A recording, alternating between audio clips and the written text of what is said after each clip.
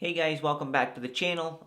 In this video, I just want to kind of give you guys a couple of tips or my methodology for how I calculate my endurance pace rides, the power output that I'm looking to to target when I'm on long endurance rides.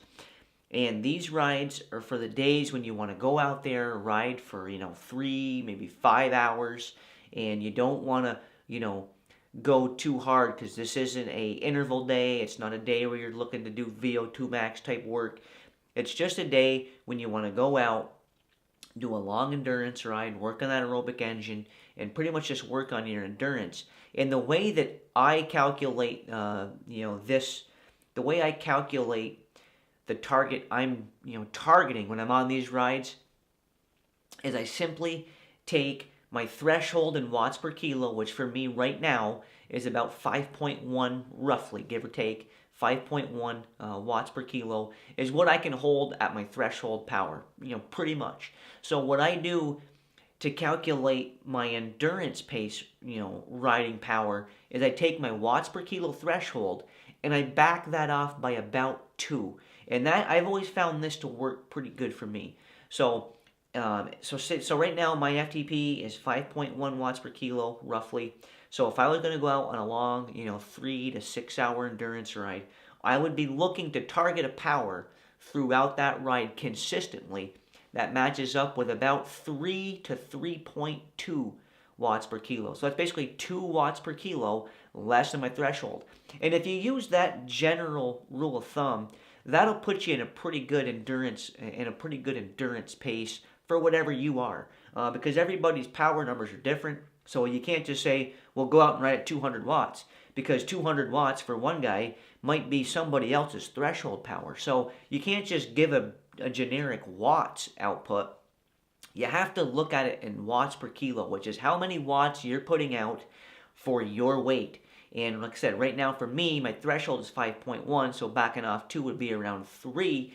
Say a year ago when my FTP was, 3.3, 3.5, I would want to be down into that 1.5 range on my endurance rides. So say for example, say your FTP power is, 2.6 watts per kilo right now.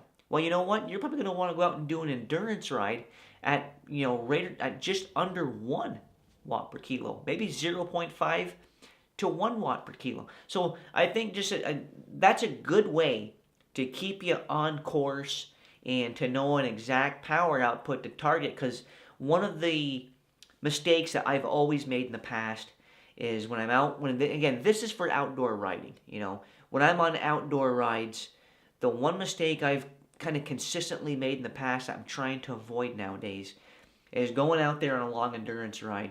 And even though I'm not riding, a lot of time at, at above threshold or VO2 max power, I'll always get kind of egged into, attacking a hill, attacking these little segments where I'm way up there on power output, and it's just not meeting the objectives of the ride and what you're trying to accomplish. So what I do nowadays is when I'm out on my rides or even on the indoor trainer is I look at what I want to do for today. If today's going to be a long endurance pace ride, I want to stay in that endurance, power range to the best of my ability. And the way for me to do that is to have my power meter, of course, and to take my threshold and back it off by about 2 watts per kilo. It's always worked for me. I think you guys will have some success with that if you're looking to determine what your endurance, what your endurance power range is. I would recommend at least trying to see what, where 2 watts per kilo under your threshold is and see where that puts you. Of course, I mean, it takes knowing what your numbers are, and a lot of riders don't know what their numbers are, but, from a performance cycling standpoint, I think it's very important that you get familiar with with what your power output numbers are. What's your threshold? What's your threshold in relation to your body weight?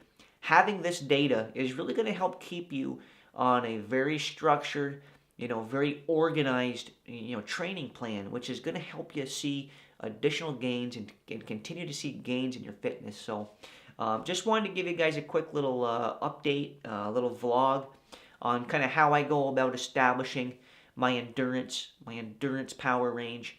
That's how I do it. Leave me some comments, guys. Let me know how you calculate your endurance, pace. Leave your comments down below. Let me know if you agree with me, if you disagree with me. No offense will be taken. Let me know if you do something different. We can get a discussion going. Help other riders out there. And as always, guys, I look forward to seeing you in every video. And until next time, stay safe out there and always ride hard on the bike.